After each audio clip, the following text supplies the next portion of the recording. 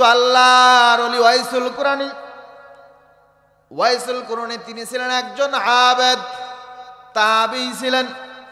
কি ছিলেন? তাবী। রসুলের জমানার কিন্তু আল্লাহ রসুলকে দেখতে পারেন নাই। কারণ কি? কিতাবের মধ্যে লেখেন ওয়াইসুল কুরনি আল্লাহ রসুলের সাহাবীদের মান কত একটু আগে বুঝতে হবে। আল্লাহ রসুলের সাহাবীদের মান কত? আব্দুল কাদের জিলানীর নাম শুনছেন?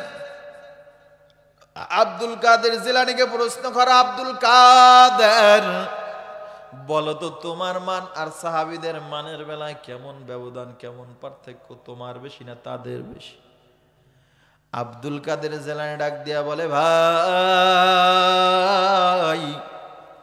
সাহাবায়ে কেরাম যুদ্ধের ময়দানে যেই ঘোড়ার পিঠে উঠে দৌড়াইতো, যেই মাঠের মধ্য দিয়া দৌড়াইতো, ওই মাঠে ঘোড়ার খুরের আঘাতে যেই বালুর কোনা উঠত, ওই বালুর একটা কোনার যে দাম আছে আমি আব্দুল কাদেরের ওই দাম নাই। তাহলে একজন সাহাবীর মান মর্যাদা কত? বলে রাদিয়াল্লাহু আনহুম ওয়া রাদু আন। আল্লাহ বলে ওরাও আমার উপরে খুশি, আমি আল্লাহ ওদের উপরে খুশি হয়ে গেলাম।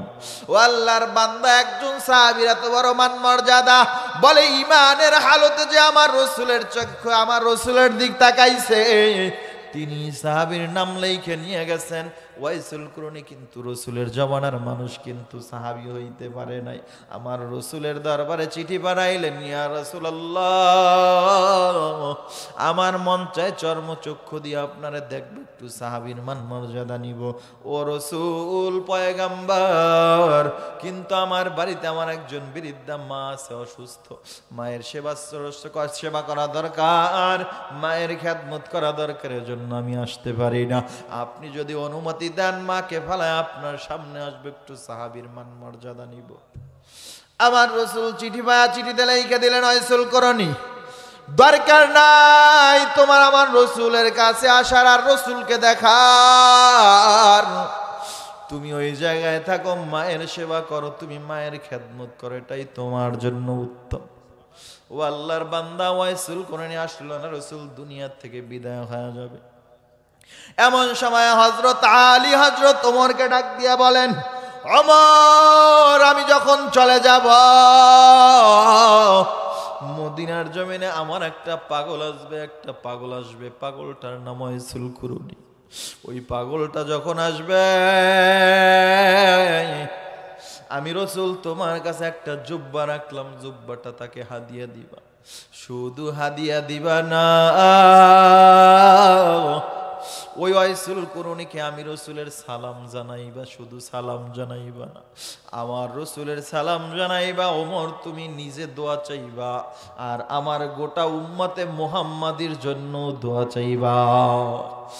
এরপরে ওমর বলেন, যখন নাকি মদিনার মধ্যে নতুন নতুন মেহমান ঢোকে, আমি জিজ্ঞাসা করি ওয়াইসুল কুরনি নামে কেউ আসেনি? হঠাৎ করে একদিন তাকায় দেখলাম ওয়াইসুল কুরনি নামে এক আল্লাহর বান্দা ঢুকে গেল। আমি তার কাছে চলে গেলাম, কাছে গিয়া জিজ্ঞাসা করি, ভাই তোমার নাম কি? ওয়াইসুল কুরনি। বলে হা। বলে ভাই রসুল তোমারে সালাম জানাইছে, আমি ওমর তোমারে সালাম দিলাম। শুধু সালাম দিলাম না, এই যে রসুল তোমার জন্য জুব্বা মোবারক রাইখা গেল, জুব্বাটা হাতে না। ওমর নিজে আমিরুল মুমিনিন মাথাটা ঝোঁকায় দিছে। ওমর মাথাটা ঝোঁকায় দেওয়ার পরে ওয়াইসুল কুরনি বলে, ভাই হে আমিরুল মুমিনিন ওমর, ওয়ারদু জাহানের বাদশা খলিফাতুল মুসলিমিন ওমর, তার কথায় আল্লাহ কোরআনের মধ্যে 25 বার আয়াত নাজিল করে।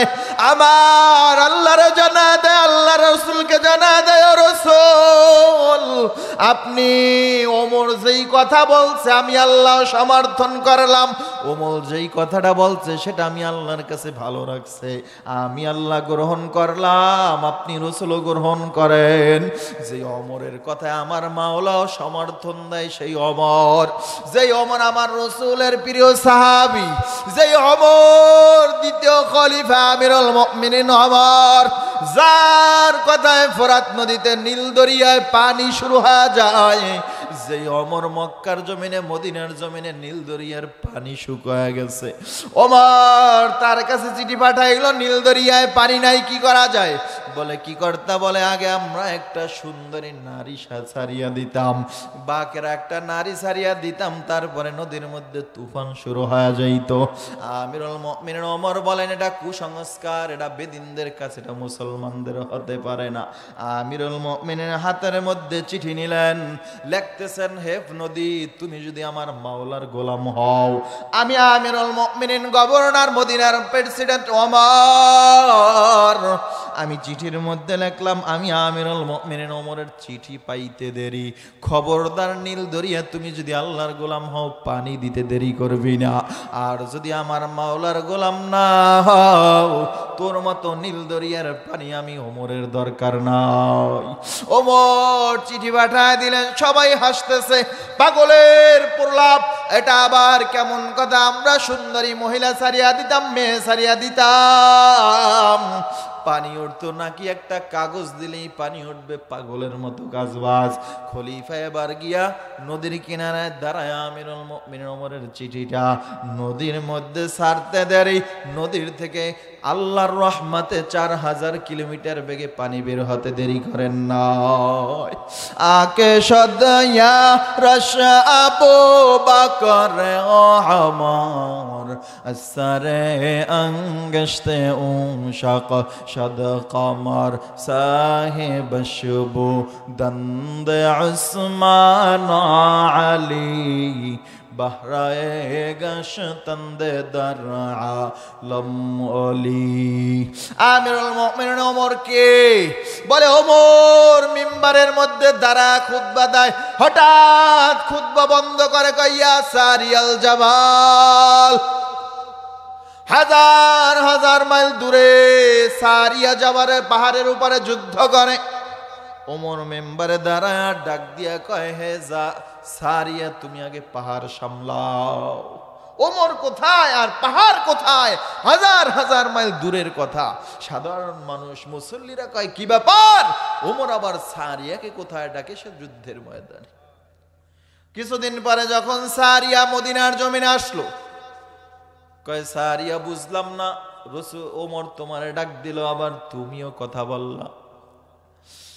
সারিয়া ডাক দিয়া বলে, ভাই,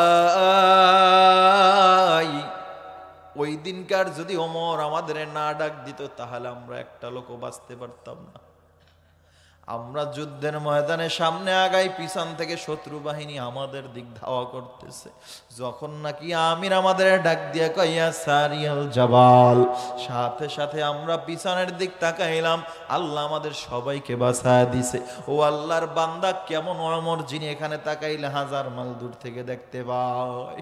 কেমন ওমর? বলে সেই ওমর আইসুল করুণের সামনে মাথা নোয়ায় দিল।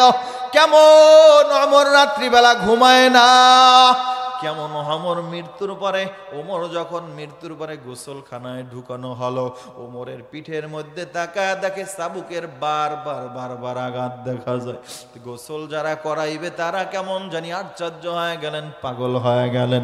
বুঝলাম না, ওমরের পিঠের মধ্যে বারবার চাবুকের আঘাত দেখা যায়। ওমর খলিফাতুল মুসলিমিন আমিরুল মুমিনিন, ওমরকে আবার কে মারবে? কার এত বড় সাহস? মদিনার জমিনে কে তাকে পিটাবে? কার এত বড় সাহস?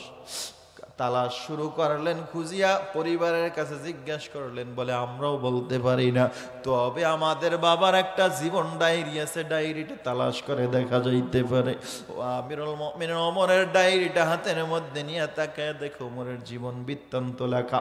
ওমর চিঠির মধ্যে লেখা, ডায়েরির মধ্যে লেখা, ওমর তুমি গতকালকের কি আমল করছো, আজকের কি আমল করছো।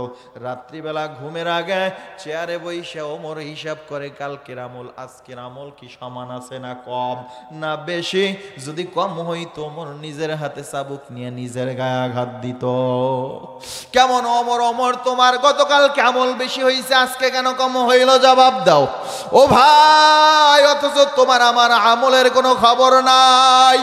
কেমন ওমর? যে ওমর রাত্রিবেলা ঘুমায় না, মানুষদের পাহারা দেয়। ও আল্লাহর বান্দা, কেমন ওমর রাত্রিবেলা ঘরের কিনারায় গিয়া দাঁড়াইলো, মা মেয়ে কথা বলতেছে, কথা বলে। মা ডাক দিয়া বলে, মেয়ে খবরদার, কালকে বাজারে দুধ বিক্রি করতে যাবি, তবে দুধের মধ্যে একটু পানি মিশ্রণ করে নিবি। মেয়ে ডাক দিয়া বলে, মা তুমি কি জানো না খলিফাতুল মুসলিমিন আইন করে দিছে দুধে পানি মিশানো যাবে না। মা ডাক দিয়া বলে, মেয়ে এই গভীর রাত্রে তো ওমর শুনবে না, ওমর আসবে কোথার থেকে? ওমর ঘরের পাশে দাঁড়ানো। মেয়ে ডাক দিয়া বলেন, মা যদিও ওমর শুনবে না, তবে একজন শুনবেন, তিনি কেউ না, তিনি আমার আল্লাহ। ওই আমার মাওলা তো আমার দিক তাকায় আছে। আমি অন্ধকারে গাছের মধ্যে জঙ্গলার মধ্যে গুনার দিকে হাতটা বাড়া দিলাম, ঘরের মধ্যে দরজা বন্ধ করে টাচফোনটা হাতের মধ্যে নিলাম, এরপরে উলঙ্গ ছবি দেখলাম, দুনিয়ার কেউ তো দেখে না, তবে একজন তাকায় আছে, আমার মাওলা। আল্লাহ বলে, বান্দা আমি যদি চাইতাম তোরে রুমের মধ্যে আটকা অক্সিজেন বাদে মাইরা ফেলতে পারতাম, কিন্তু আমি মাওলা তাকায় দেখি তুই গুনাহ করো, তারপর আমি আল্লাহ ধরি না। ওরে বান্দা, দরজার নিচ দিয়ে আমি অক্সিজেন ঢুকায় দেই, আমি বাতাস ঢুকায় দেই, যাতে কইরা যেন তুই মরিয়া না যাও। ওরে বান্দা, আমি মাওলার এত দয়া, আমি মাওলার এত মায়ারে চিনো না রে মাওলা। আল্লাহ বলে, যদি একবার ডাক দাও, আমি মাওলার কুদরতি কলিজা ঠান্ডা হয়ে যায়। জীবনে কত অন্যায় করছো রে ভাই, জীবনে কত গুনাহ করছো, একটু গুনার কথা চিন্তা করো। সাহাবায়ে কেরামদের তাদের যেমন গুনাহ ছিল, তোমার আমার গুনাহ তো তেমন ছিল না। ওরে যুবক ভাই, কত অন্যায় করছো, একটু নিজেরে বুঝাও, কত অন্যায় করছো রে ভাই। আল্লাহ রসুলের একজন সাহাবী দাহিয়াতুল কালবি রসুলের কাছে গিয়ে হাতটা বাড়ায় দিলেন, কালেমা পরে মুসলমান হয়ে গেল। চোখের পানি ছেড়ে ডাক দিয়া বলে, ও পয়গম্বর, আমার জীবনে আমি এত অন্যায় করেছি, আমার মাওলা মনে হয় ক্ষমা করবে না। বলে, দাহিয়া তুমি নিজে ইচ্ছা কইরা কালেমা পড়লা, আবার কান্না করো, বলে আমি এত অন্যায় করেছি, আমার মাওলা ক্ষমা করবে না। বলে, কি অন্যায় করছো বলো, আমি একটু শুনি। দাহিয়া চোখের পানি ছেড়ে ডাক দিয়া বলে, পয়গম্বর, আমার জীবনে যতগুলো কন্যা সন্তান হয়েছিল, সবগুলোর আমি জীবিত জমিনের মধ্যে পুঁতে ফেলছি, বাঁচতে দেইনি। আমি একদিন সফরে বের হব, এমন সময় আমার বিবি অন্তঃসত্ত্বা পেটের মধ্যে বাচ্চা। আমি ডাক দিয়া বললাম, বিবি তোমার গর্ভে যদি কন্যা সন্তান হয়, বাঁচা রাখবে না, মারিয়া ফেলবে। আমি গিয়া যখন দূরে সফরে আমার বাচ্চা কন্যা সন্তান হলো, এত সুন্দর ফুটফুটে চেহারা, মানুষ তাকাইলে পাগল পারা হয়ে যায়, তাকে দাফন দেওয়ার মতো সুযোগ থাকে না। কিন্তু আমার বিবি তাকে দাফন করতে পারলো না, তিনি তাকে লালন পালন করে বড় বানাইলো।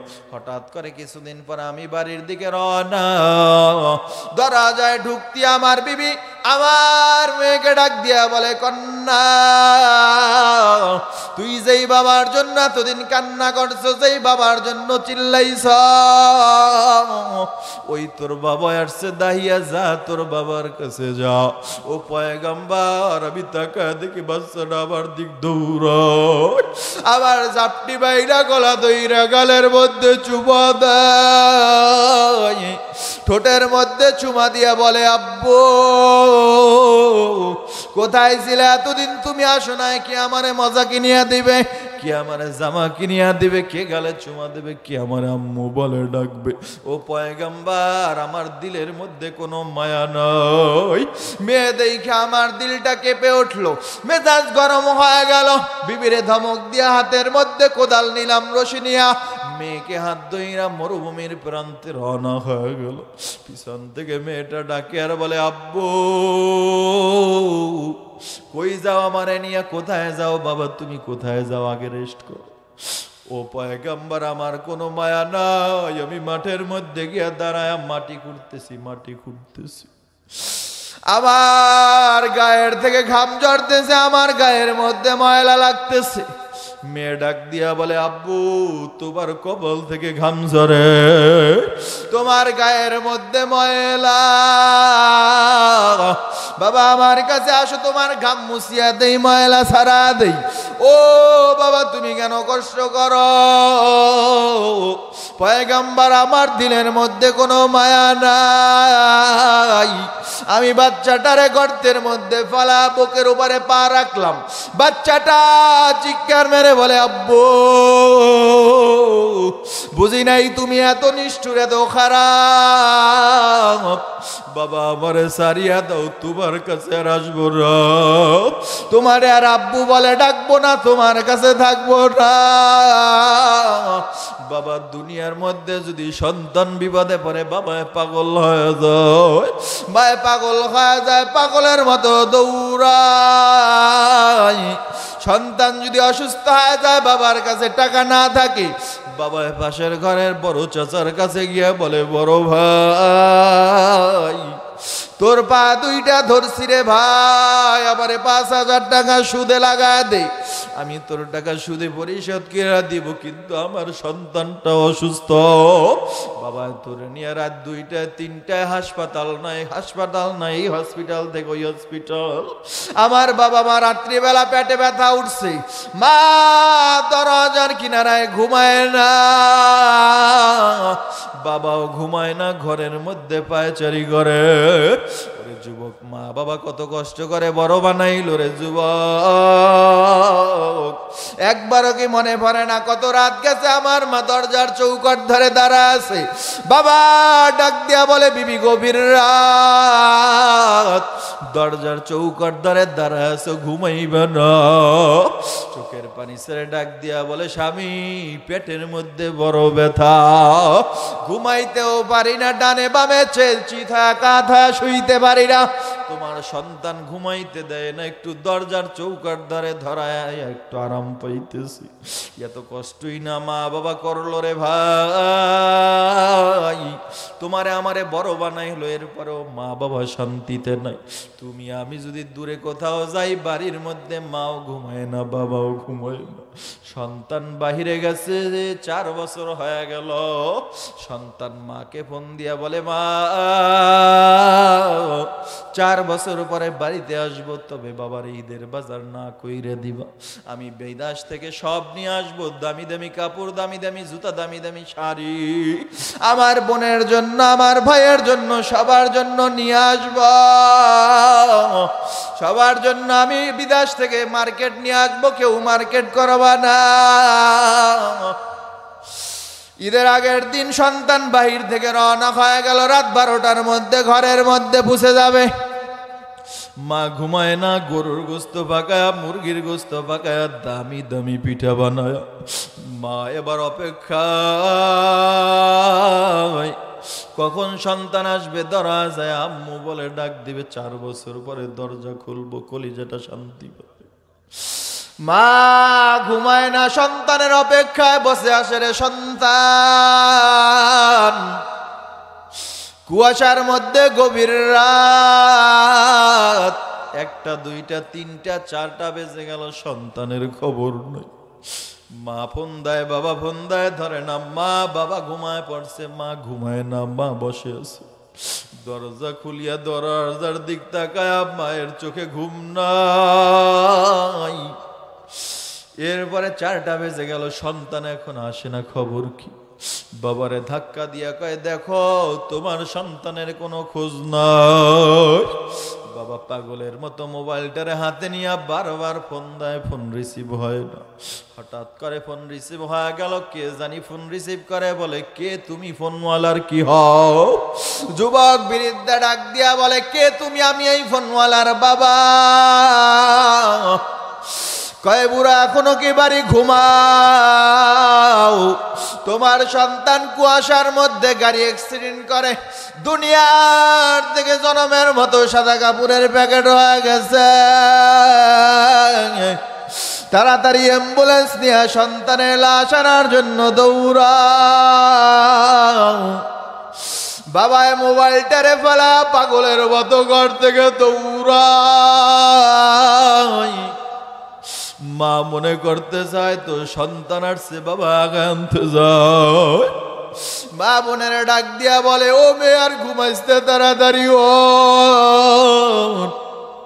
তোর ভাইয়ের জন্য পানি গরম কর, বিছানার চাদর জারিয়া দে, তোর ভাই 4 বছর পরে আসবে, তোর ভাই একটু আনন্দ করবে, একটু আরামের ঘুম ঘুমাবে।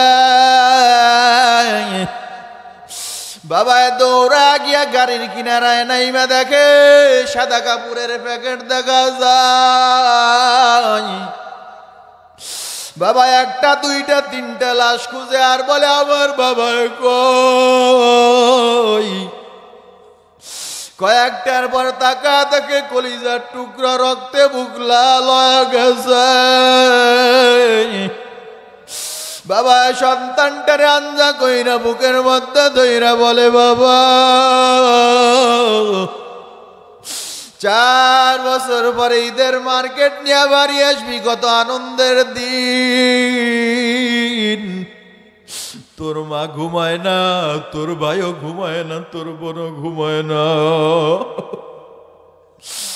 ওরে বাবা তাদেরকে কি বুঝ দিব বল? ঈদের মার্কেট নিয়ে আইলি রে বাবা, তুই তো ফিরে আইলি না।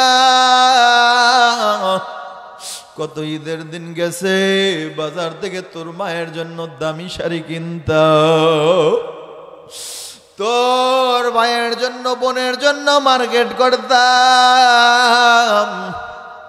ঈদের দিন সকালবেলা তোর ভাইরে নিয়ে ঈদের মাঠে যাইতাম। এদিকে তোর মা ঘরের মধ্যে শিরনি রান্না করতেছে, খিচুড়ি রান্না করে। ঈদের নামাজ পড়া ঘরের মধ্যে ঢুইকে দেখি পাতিলা আগুনের মধ্যে পুড়তেছে, দুধগুলো পুড়িয়া পাতিলার সাথে লাইগে গেছে। তোর বাইরে কোথাও খুঁজিয়া পাই না, ঘরের মধ্যেও নাই, বারান্দায় নাই, কোথাও নাই। হঠাৎ করে ব্যালকনির কিনারায় গিয়া দেখি তোর মা ঘরের শিকগুলা ধইরা দাঁড়া দাঁড়া কাঁদে। ডাক দিয়া বলি বিবি তোমার পাতিলা পুড়িয়া গেছে, তুমি কেন দাঁড়া দাঁড়া কাঁদাও? তোর মা আমার গলা জড়া বলে স্বামী কেমনে আমি নতুন কাপড় পরবো, কেমনে শিরনি রানবো, কেমনে ফেরনি রানবো, কেমনে খিচুড়ি পাকাইব? তোমার সন্তানের ফোন দিলাম, তোমার সন্তান ফোন ধরে কথা বলে। আমি ডাক দিয়া বললাম বাবা তুই কি করো বল? তোমার সন্তান বলে মা গতকালকের আমরা ঈদের আনন্দ করছি, আজকের বন্ধুর বাড়ি বেড়াইতে আসলো। আমি হঠাৎ করে শুনতেছি পাশের থেকে রড আর হাতুড়ির আওয়াজ। আমি ডাক দিয়া বললাম সন্তান তুই যদি বেড়াইতে যাও তবে কেন রড আর হাতুড়ির বাড়ির আওয়াজ আসতেছে কেন? সন্তান আর ভাব চাপায় রাখতে পারে না, হাউ মাউ করে কাঁদে আর বলে মা ঈদের দিনে তোমরা নতুন শাড়ি পরো, নতুন কাপড় পরো, আমরা তো পরতে পারি না, আনন্দ করতে পারি না। ঈদের দিনেও মা কাজ করি মা, দেশের মধ্যে কত আনন্দে সময় কাটাও, আমরা কাটাইতে পারি না। এত কষ্ট করে আমার সন্তান, দামি শাড়ি কিনলাম, কার জন্য পিনবো, কার জন্য খাবো বলো? মাঝে মাঝে তাকায় দেখতাম বিছানার মধ্যে তোর মাকে দেখা যায় না, খুঁজতেছি বাইরে বের হয়ে গেল। দরজার কিনারায় গিয়া দেখি চাম্বল গাছের গোড়ায় তোর মা দাঁড়ায় দাঁড়ায় চাম্বল গাছ ধরে কি জানি বলতেছে। কাছে গিয়া বলি বিবি তুমি কেন ঘুমাও না? দরজার কিনারায় চাম্বল গাছের গোড়ায় কেন দাঁড়ায়? তোর মা হাউ মাউ করে গলা জড়ায় বলে বাও স্বামী 4 বছর আগে কলিজার টুকরা এই রাস্তা দিয়ে গেছে, আর দেখি কবে দরজা দিয়ে আয়া আবার একটা মা কয়া ডাক দিবে। ওরে আল্লাহর বান্দা এখনো সফরের মধ্যে থাকি, বাড়ি যদি রওনা দেয় মা বলবে বাবা তুই কি ওই জায়গায় থাকবি না, আবার দূরে আইসা থাকবি না, বাড়ি আসবি? যদি বলি মা অন্য জায়গায় থাকবো, বলে পৌঁছায় ফোন দিবি, তার আগে আমি মা ঘুমাইব না। যদি বাড়ি যাই রাত 4টা বেজে যায়, দরজা দিয়ে ঢুকি দেখি মা দরজার সামনে দাঁড়ায় আছে। ডাক দিয়া বলি, মা তুমি কি ঘুমাও না? মা বলে, বাবা তুই যখন বলছো মাহফিল থেকে রওনা দিস, আমি মা তখন আর ঘুমাই নাই, আমি মা যায় নামাজের মুসাল্লায় বসে গেছি। আমি যায় নামাজ থেকে যখন আওয়াজ পাইলাম সামনে গেটের সামনে গাড়ির আওয়াজ, আমি বুঝলাম আমার কলিজার টুকরা রাত 4টায় এছাড়া আর কেউ হবে না। আমি তোর জন্য সামনে দাঁড়াইলাম বাবা, তুই যেন আবার ভয় না পাও, না জান একটু ডরাস। ওরে যুবক ভাই বিরিদ্ধা বাবাজি, মা বাবারে চিনো না? দুনিয়া আল্লাহ রসুলের পরে নিঃস্বার্থ 2টা ব্যক্তি আছে, তিনি হলো মা বাবা। আজকের কেন মা বাবারে চিনো না, মা বাবারে বুঝো না? আল্লাহর বান্দা এবার দাহিয়াতুল কালবি ডাক দিয়া বলে, পয়গাম্বার আমি বাচ্চাটারে গর্তের মধ্যে ফেলা বুকের উপরে পা রাখলাম। বাচ্চাটা চিৎকার মারে বলে, আব্বু আমি আর তোমার কাছে থাকবো না। আব্বু বলে, ডাকবো না, মাফ করিয়া দাও, সারিয়া দাও, অন্যত্রে যাব, তোমার কাছে আসবো না, তোমারে আর ডাকবো না। ও পয়গম্বর দিলে কোনো মায়া নাই। পাড়া পাড়া মাটি দিলাম, দাফন দিলাম, রওনা হয়ে গেল। মনে হয় পিছন দিয়া বারবার ডাক দেয়, আব্বু এত নিষ্ঠুর হয়ে গেছে, জনমের মতো পাড়ায় পাড়ায় মাটি দিয়ে বিদায় দিয়ে গেল। ও পয়গম্বর আমি এত বড় অন্যায় করেছি, আমার মাওলা আমারে মাফ করবেনি বলে আমার আল্লাহ জানায় দেয়। ও পয়গম্বর দাহিয়ারে জানায় দেন, আমি আল্লাহ জীবনের গুনাহগুলো মাফ করে দিলাম। ওরে যুবক ভাই, জীবনে জেনার গুনাহ অবস্থা তোমার খারাপ, শিরকের গুনাহ, বাতিলের গুনাহ, বেদাতের গুনাহ, মদের গুনাহ, সুদের গুনাহ, এমন কোন গুনাহ নাই আমার জীবনে নাই। এই গুনাহ নিয়ে যদি আমার মাওলার সামনে হাজির হও, কি জবাব দিবা ভাই? জবাব দেওয়ার মতো কোনো রাস্তা থাকবে না। ও আল্লাহর বান্দা, এবার ওই আমর কেমন অমর জানো? ওমর ঘরের কাছে দাঁড়ানো, মেয়ে ডাক দিয়া বলেন, মা দুনিয়ার কেউ ওমর শুনবে না, তবে একজন শুনবেন, তিনি আমার আল্লাহ। আমার মাওলা তো ঘুমায় না, আমার মাওলা তো আমার দিক তাকায়, আমার মাওলা তো আমার সারাগের চাইতে ওটি নিকটে। বান্দা তুই কি করো? আমি আল্লাহ তাকা তাকা দেখি। বান্দা তুই গভীর রাত্রে দরজা বন্ধ কইরা যা কিছু করো না কেন, আমি আল্লাহ সব তাকায় তাকায় দেখি, তুই কি করো বল। এবার ওই মেয়ে বলার পরে ওমর নিজের প্রাসাদে চলে আসলেন, নিজের খামরায় চলে আসলো। সকালবেলা মা মেয়েকে খবর দিল, মেয়েকে আইনা ছেলের সাথে বিবাহ বন্ধনে আবদ্ধ করে দিল। ও আল্লাহর বান্দা, এমন ওমর বাদশাহ, তিনি একজন সাধারণ দুধওয়ালি মেয়েকে ছেলের জন্য বিবাহ করাইল। কেন করাইছে জানো? কারণ মেয়েটার ভিতরে একটা মেডিসিন আছে, সেই মেডিসিনটার নাম হলো আল্লাহ তাআলার ভয়, তাকওয়া, ঠিক কিনা? ও আল্লাহর বান্দা, সেই ওমর খলিফাতুল মুসলিমিন আমিরুল মুমিনিন ওমর, সেই ওমর এবার রাসূল কোরআনের সামনে মাথা ঝুঁকায় বলে, ও ভাই আমার মাথার মধ্যে একটু ফু দিয়া দোয়া করে দাও। এবার রাসূল কোরআনে চোখের পানি ছেড়ে বলে, ভাই তুমি এত বড় একজন দামি সাহাবী, যার জন্য আল্লাহ দুনিয়ায় জান্নাতের সার্টিফিকেট পাঠিয়ে দিছে, সেই ওমর আমার কাছে দোয়া চাও, আমি রাসূল কোরআনে কি করছি বলো? আবার ওমর ডাক দিয়া বলে, ভাই আমি চাই না, আমার রাসূল তোমার কাছে দোয়া চাইতে বলছে, শুধু আমার জন্য না, গোটা উম্মতে মুহাম্মাদির জন্য দোয়া করতে বলছে। ও আল্লাহর বান্দা, দেখেন মা বাবার খেদমত করার কারণে আল্লাহ রাসূল কোরআনের সম্মান কত বাড়ায় দিল। ও আল্লাহর বান্দা, আবার মায়ের একটা হুকুম অমান্য করার কারণে জুরাইজকে আল্লাহ বেইজ্জতি করে দিল। এজন্য যুবক ভাই, এখানে কার কার মা নাই, বাবা নাই, একটু হাত তুলেন। আয় আল্লাহ তাকায় দেখেন, আয় আল্লাহ এখানে অনেকের মা নাই, বাবা নাই, কবরগুলো জান্নাতের বাগান বানা দেন। এ যুবক ভাই, এবার দেখবো কার কার মা বাবা আছে, একটু হাত তুলে দেখ। দেখাও। ওরে যুবক ভাই, একটু হাত জাগায় রাখো, আমার মাওলার সাথে একটু ওয়াদা করবা। ও দয়ার মালিক, দুনিয়ায় যতদিন বাঁচিয়ে থাকবো মা বাবার সাথে বেয়াদবি করব না। পারা যাবে নি রে যুবক? ও যুবক ভাই, আজকের থেকে দিলের মধ্যে ওয়াদা নাও, দুনিয়ার পৃথিবী আমার এক কুলে থাকবে, মা বাবা আমার আর এক কুলে থাকবে। আমি বাড়ির মধ্যে গিয়ে আগে বউয়ের রুমে যাব না, আমার মায়ের রুমে আগে যাব। ঘর থেকে বের হওয়ার সময় আমি আমার মায়ের কাছে গিয়ে বলবো, মা তোমার পান সুপারি লাগবে নি, মা তোমার টাকা লাগবে নি, মা তোমার কি লাগবে বলো। আগে মায়ের খোঁজ খবর নিব, তারপর আমি দুনিয়ার সব প্রয়োজন মিটাবো। পারা যাবে নি? ওরে যুবক ভাই, একটা সন্তানকে কোরআনওয়ালা বানাও, একটা সন্তানকে দিনদার বানাও। আমার মোহাব্বতের ভাই মাদ্রাসা করছে, দেখলাম আল্লাহ কবুল করেছে। এটা আপনাদের জন্য একটা রহমত, আপনাদের এলাকার জন্য একটা রহমত, ঠিক কিনা?